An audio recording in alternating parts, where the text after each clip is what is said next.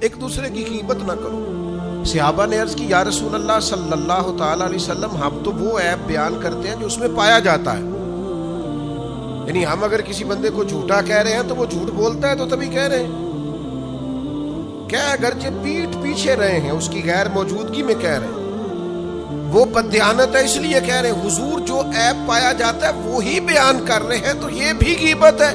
تو حضور نے فرمایا یہی تو غیبت ہے کہ کوئی عیب پایا جاتا ہے تو اس کی پشت کے پیچھے اسے بیان کرنا، یہی تو غیبت ہے۔ پایا جاتا ہے عیب اور آپ نے اس کے پیچھے بیان کیا تو یہ غیبت ہے۔ اور کیا ارشاد فرمایا؟ فرمایا ایحب احدکم ان یاکل لحم اخیہ میتا فکرہتموہ، یہ غیبت کے بارے میں فرمایا کیا تم پسند کرتے ہو کہ اپنے مرے ہوئے بھائی کا گوشت کھاؤ؟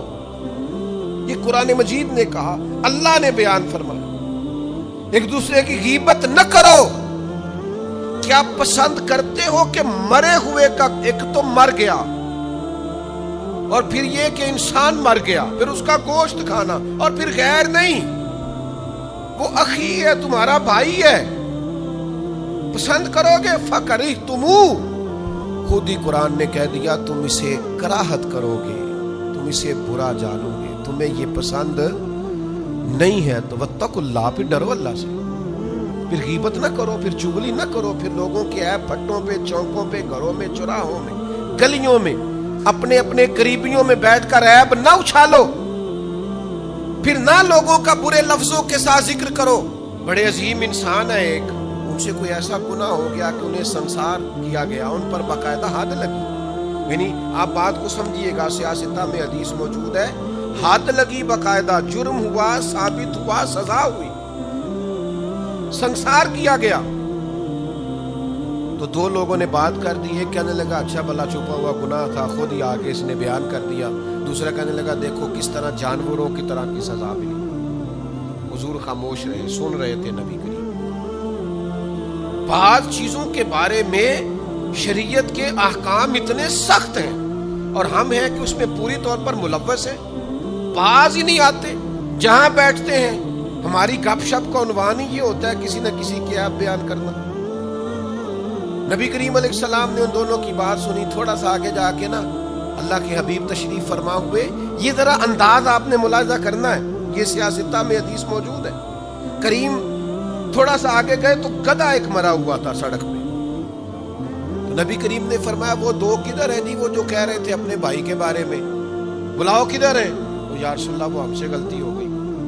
تو یہ نبی پاک علیہ السلام کا طریقہ، یعنی یہ حضور کی ناراضگی کا انداز دیکھیے۔ حضور فرمانے لگے اس مرے ہوئے گدھے کا گوشت کھاؤ، کھاؤ۔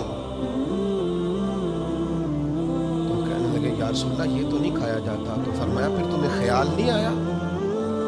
تم نے اپنے بھائی کی غیبت کی، اس کا گوشت کھایا؟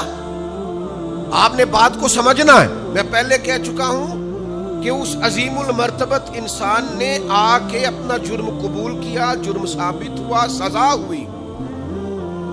لوگ کہتے ہیں جی میں سچی گل نہیں کی ہے، یہی کہتے ہیں نا، وہ جی میں کچھ جھوٹ بول رہے ہوں، انج کرتا ہے، او بھائی یہی غیبت ہے، یہی مردہ بھائی کا گوشت کھانا ہے۔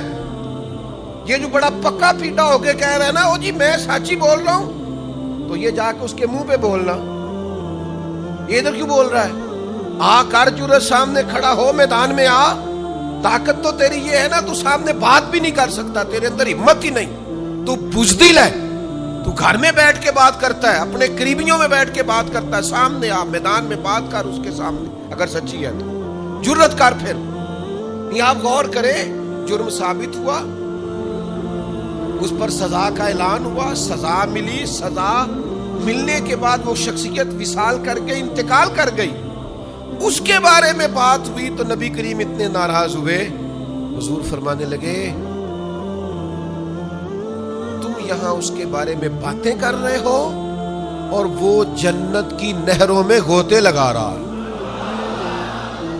جرم ہو گیا تو کیا ہوا، گناہ ہو گیا تو کیا ہوا، اس کی توبہ کا انداز بھی تو دیکھو نا، دیکھو نا وہ کیسے آیا ہے، اظہار کیا۔